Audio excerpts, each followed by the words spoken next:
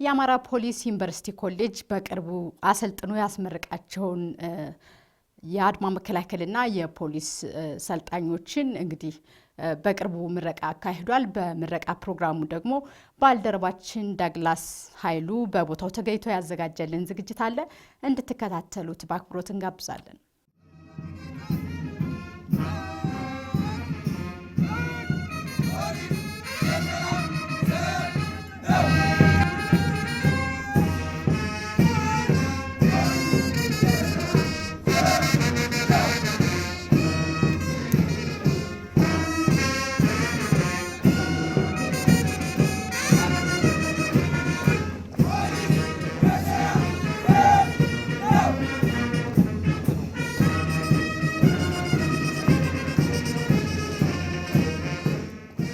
ባለፉት ጥቂት ዓመታት በአማራ ክልል ያጋጠመውን የሰላም እጦት ለመፍታት የፌዴራል የጸጥታ ተቋማት ከክልሉ የጸጥታ አካላት ጋር በመጣመር በርካታ የሕግ ማስከበር ተግባራት ተከናውነዋል። በዚህም በክልሉ አንጻራዊ ሰላም ማስፈን ተችሏል። የፌዴራል የጸጥታ ተቋማት በተለይም የሀገር መከላከያ ሰራዊት በርካታ ሀገራዊ ተልዕኮና ግዳጆች እንዳሉበትም ነው። ይህንን ተከትሎ ክልሎች የውስጥ የሰላም እጦት ሲያጋጥማቸው በራሳቸው አቅም እንዲፈቱ የሚያስችል ተግባራትን መከወን አስፈላጊ ሆኖ ተገኝቷል። የአማራ ፖሊስ ዋና ጠቅላይ መምሪያ በዘላቂነት የክልሉን ሰላምና ደህንነት በራስ አቅም ለመቆጣጠርና ለማስተዳደር ያስችለው ዘንድ በተከታታይ ምልምሎችን እያሰለጠነ ራሱን በሰው ኃይል እያደራጀና እያጠናከረ ይገኛል። ከሰሞኑም ለ34ኛ ጊዜ ያሰለጠናቸውን የክልሉ የሰላም አምባሳደሮች የመደበኛና የአድማ መከላከል የፖሊስ አባላትን አስመርቋል።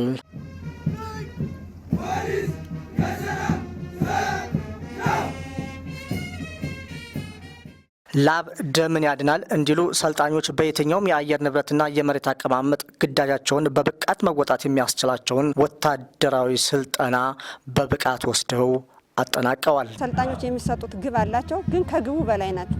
በአካል ብቃትም በተኩስም በስልትም በተመለከተ ከግብ በላይ ናቸው ልጆቹ። እኔ 34 ምልምል ፖሊስ 34ኛ ምልምል ፖሊሶች ክልላችን ደህንነት እንደሚጠብቁ ከሚገባው በላይ በእነሱ አረጋግጬ ልናገር ወዳለሁ። ክረምት ከመሆኑ አንጻር ተራራ ከመውጣት የተሰጣቸውን ስልጠና ከመቀበል አንጻር በጣም የተሻሉ ነበሩ እና ብዙ ቻሌንጆችን ወርደው የተሻለ ስልጠና ከዚህ በፊት የነበረ ስልጠና ከዛ የበለጠ የስልጠና ሂደትን አሰልጥነን እነሱም ስልጠናቸውን በሚገባ ሁኔታ 100% በሚባል ደረጃ ሰልጥነው ለመውጣት ወጥተዋል። ስልጠናው በጣም ፈታኝና አስቸጋሪ ነበር። ያም የሆነበት ምክንያት ስልጠናው የተሰጠው ሃርድሺፕ ስልጠና ነው። በቃ እንዳጠቃላይ ሃርድሺፕ ስልጠና ነው።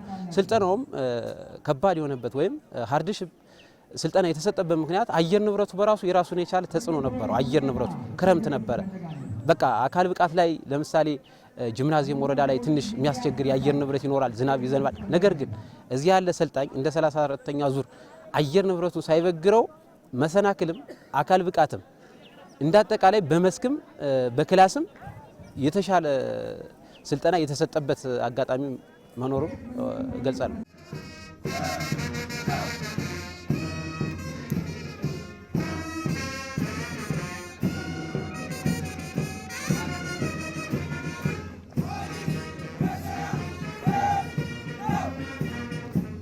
34ኛ ዙር የመደበኛና አድማ መከላከል ፖሊሶች ተመርቀው ወደ ስራ መግባታቸው የክልሉን የጸጥታ ኃይል እጅጉን የሚያጠናክር ከመሆኑ ባሻገር የፖሊስን የከፍታ ዘመን ለማረጋገጥ የሚያስችል ነው። ሰላምና ደህንነት ለማስከበር በተለይ ከዚህ በፊት የነበረውን ሰላምና ደህንነት ለማምጣት ከዚህ በፊት የነበረውን የአማራ ክልል ፖሊስ ታሪክ እና ዝና ለማምጣት የሚያስችል ነው ብዬ አስባለሁ። ትልቅ አቅም ይፈጥራል ማለት ነው። ይሄ ሰራዊት ሰልጥኖ ወደ ስራ መሰማራቱ ትልቅ አቅም ይፈጥራል። ሌሎች ደግሞ በየአካባቢ ያለው የሰላምና የጸጥታ ችግሮችን ይፈታል ብዬ አስባለሁና በተለይ ይሄ አዲስ ሰልጣኝ ከነባሩ ጋር ተቀናይቶ ተዋህዶ የሚሰራው ስራ ትልቅ ስራ ይሆናል ብዬ አስባለሁና ስልጠናው የሚሰጠው በዛ መንገድ ነው። ነገ የክልላችን በተለይ የአማራ ክልል ሰላምና ደህንነት ከውስጥ የሚተነኩሱ ኃይሎችን ነው ደግሞ ወንጀለኞችን አሳዶ ለህግ የሚያቀርብ የፖሊስ አባል ስለሆነ የክልሉ ሰላም በተሻለ መንገድ ያከናውናል፣ ሰላም ያሰፍናል። ካለው ሰራዊት ተጨምሮ ከሚገባው በላይ ከነባር ኃይል በላይ ምርጥ አስተዋጽኦ ያበረክታል ብዬ እምነት እጥላለሁ በ34ኛ ዙር ሰልጣኞች ማለት ነው። አንዳንድ የክልሉን ሰላምና መረጋጋት የማይሹ አካላት የክልሉን ፖሊስ ስም የማጥፋት ዘመቻ መክፈታቸው ይታወሳል። ያለ ግብሩ እና ያለ ስሙ የተከፈተበት ዘመቻ ከሀቅ የራቀ ነው። የአማራ ፖሊስ አሁንም ለገባው ቃልና ለቆመለት ዓላማ ታምኖ እየተሰዋና እየታገለ ይገኛል። አጠቃላይ የተሳተ ፕሮፓጋንዳ ከሚነዙት ጋር በተለይ አሁን ባለው ነባራዊ ሁኔታ ፖሊስ ለአማራ ክልል ህዝብ ያን ያህል ውለታ ቢስ እንደሆነ አድርጎ የሚነዙት ነገር ሲቀጥል አድማ መከላከል ለህዝባችን እንደማይታደግ ከንቱ የሆነ ነገር አመለካከት ዝም ብሎ የወረደ አመለካከት አለና እሱ በጣም የተሳተ እንደሆነ መግለጽ እፈልጋለሁ። ሲቀጥል እንዳጠቃላይ እንደ አማራ ክልል የሚጠቅመን መሰባሰቡ አንድ መሆኑና መነጋገሩ ወንድም ከወንድሙ ሀሳቡን ተነጋግሮ በሀሳብ የበላይነት ይዞ የሀሳቡን የበላይነት ተቀብሎ በዛ መቀጠል እንዳለበት እንጂ እርስ በርስ እንደዚህ አይነት ነገር መኖር እንደሌለበት መግለጽ እወዳለሁ።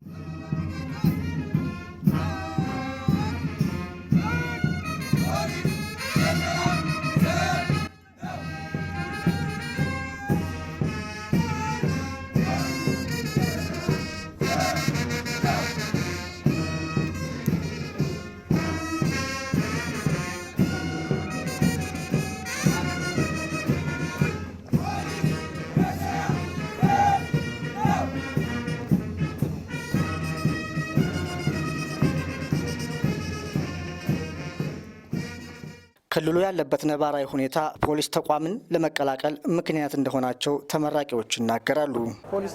ፖሊስ ለመሆን ያነሳሳኝ አንደኛ ክልሉ ያለበት ነባራዊ ሁኔታ እሱን ለማስተካከል ስልም ነው አንድም የገባሁት። ፖሊስ ለመሆን ያነሳሳኝ አካባቢያችን ላይ ያለው ጸረ ሰላም ስለተረበሸና ወንድሞቻችን እናቶቻችን እንዲሁም ሴቶቻችን እየተጎዱ ስለሆነም ይሄን በማየት ነው ወደዚህ ገባሁት። ወደዚህ ገብቻለሁ። ወደፊትም ሰላም እናመጣለን ብዬ ነው ያስባለሁ።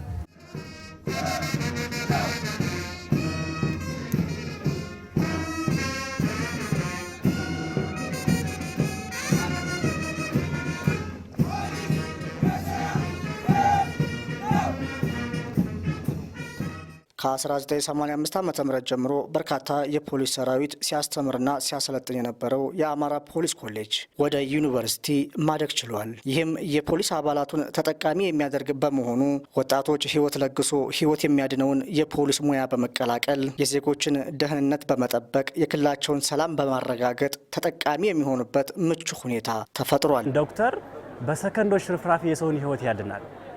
ፖሊስም ልክ እንደዚህ ነው ብዬ የምወስደው፣ ከዶክተርም በላይ ነው ብዬ የምወስደው። ምክንያቱም 24 ሰዓት ኦንላይን ነው የሚሰራው።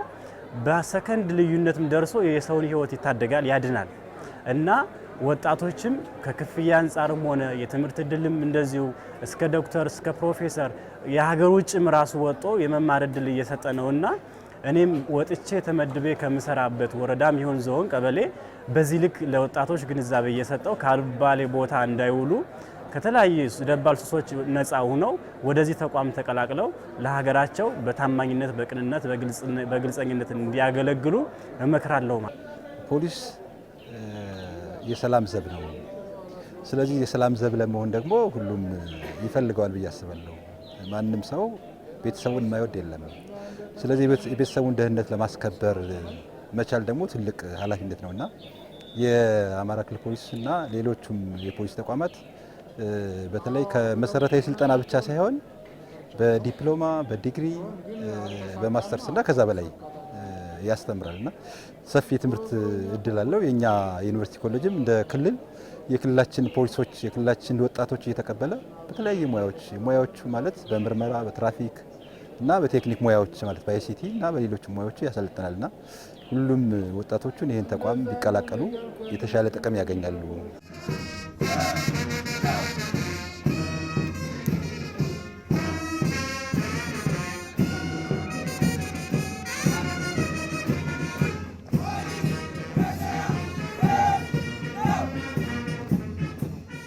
ሰላሳ አራተኛ ዙር የመደበኛና የአድማ መከላከል ፖሊስ አባላት የምረቃ ፕሮግራም ላይ የተገኙት የብርቅ ሸለቆ መሰረታዊ ውትድርና ትምህርት ቤት ዋና አዛዥ ብርጋዴር ጄኔራል መኮንን መንግስቴ የሀገር መከላከያ ሰራዊት ለክልሉ ዘላቂ ሰላም መረጋገጥ የሚያደርገውን ሁሉን አቀፍ ድጋፍ አጠናክሮ እንደሚቀጥል አረጋግጠዋል።